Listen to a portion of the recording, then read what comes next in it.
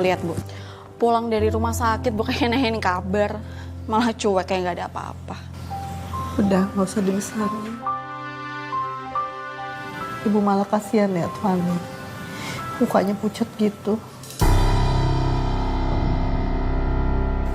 Fani, kamu kenapa nak? Kamu sakit?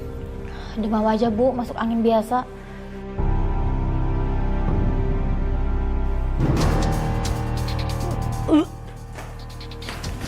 Fani, Bu Fani Bu.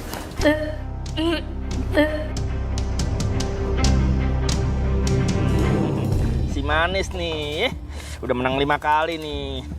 Gua akan selon sama ayam ini. Duit skoper nih gua taruhin. Gua beri apit musuhnya. Ada tenaganya nih. Hei, bubar, bubar. Polisi udah nyebut tempat sabung ayam. Udah pada digerebek polisi.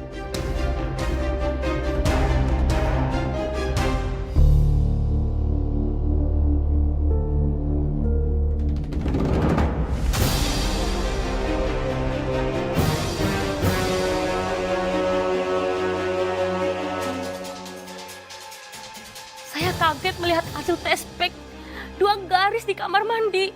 Saya langsung ingat sebelum itu Fani muntah-muntah. Fan.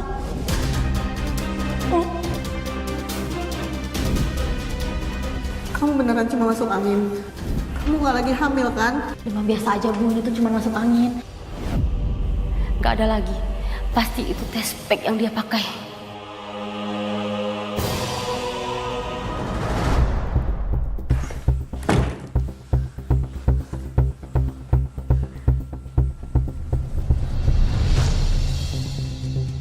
Ada apa ini?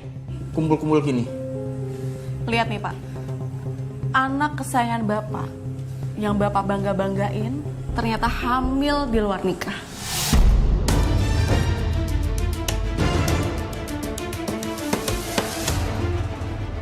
Saras punya buktinya.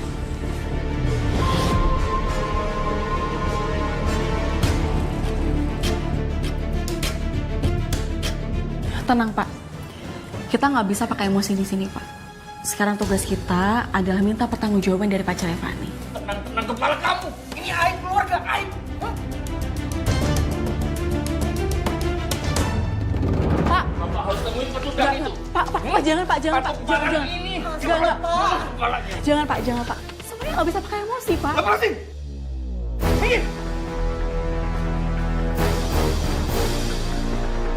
Pak, Bapak. Pecundang.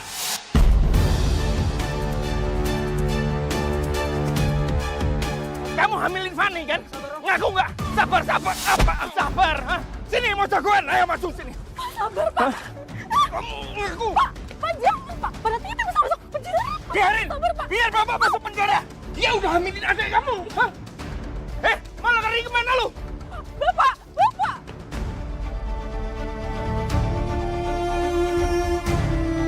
Mau lari kemana kamu pecundang?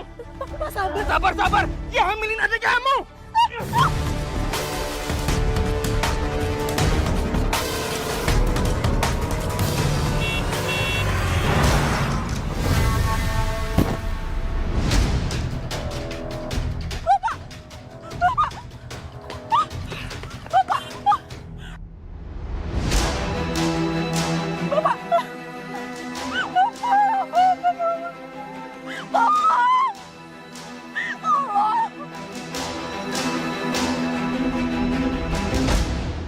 Setelah kejadian itu, Bapak sekarang berjalan dengan tongkat, Mbak. Kakinya patah, cukup parah. Tapi alhamdulillahnya, Mbak, nyawanya masih bisa diselamatkan. Mbak Saras nggak kebayang deh. Hari itu semuanya datang bertubi-tubi. Pasti momen yang sangat berat buat kamu.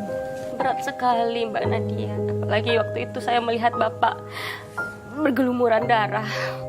Saya gemetar, saya nggak bisa melihatnya, Mbak Nadia. Saya pikir itu adalah akhir dari hidupnya, Mbak Nadia. Tapi Tuhan sayang sama Bapak saya. Dia dikasih kesempatan kedua untuk hidup. Ya, walaupun sekarang berjalan dengan tongkat. Mbak Saras, tapi kan maaf ya saya harus menanyakan hal ini. Apa yang bapak kamu telah lakukan kepada kamu, kepada ibu kamu?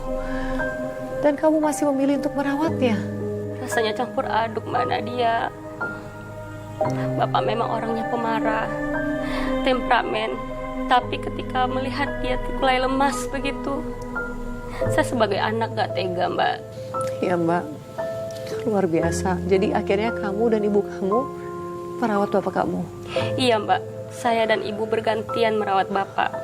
Mungkin orang-orang pikir kami bodoh sih Mbak. Tapi saya tidak mau menjadi dendam. Saya nggak mau dendam saya tuh semakin memenuhi tubuh saya Mbak.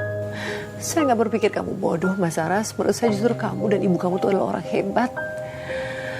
Dengan semua luka yang telah dilakukan oleh bapak kamu, kalian memilih untuk memaafkan. Tidak banyak orang loh Mbak yang sanggup melakukan hal itu. Saya nggak mau Mbak Nadia. Kalau seandainya nanti beliau pergi, saya malah menyesal. Sebagai anak saya tidak pernah berbakti. Makanya saya maafkan Mbak Nadia.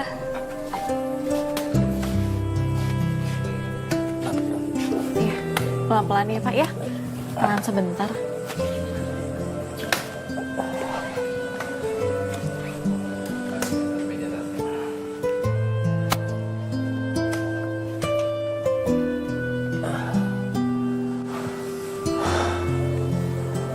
Bapak capek.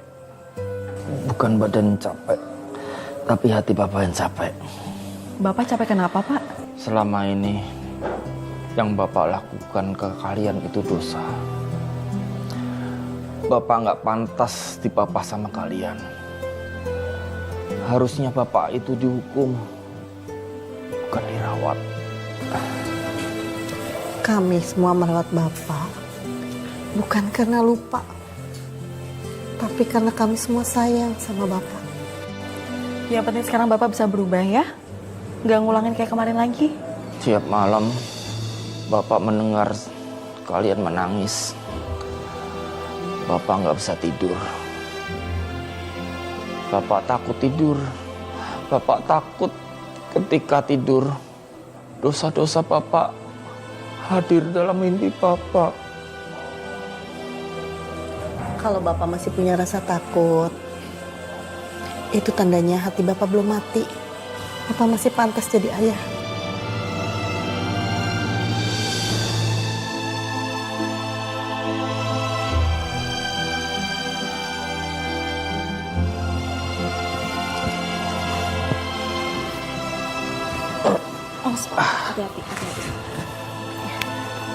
Saras, Iya Pak. maafin Bapak. Seandainya waktu bisa diputar, Waktu emang gak bisa diputar Pak. Tapi kalau untuk niat baik, bisa dimulai hari ini.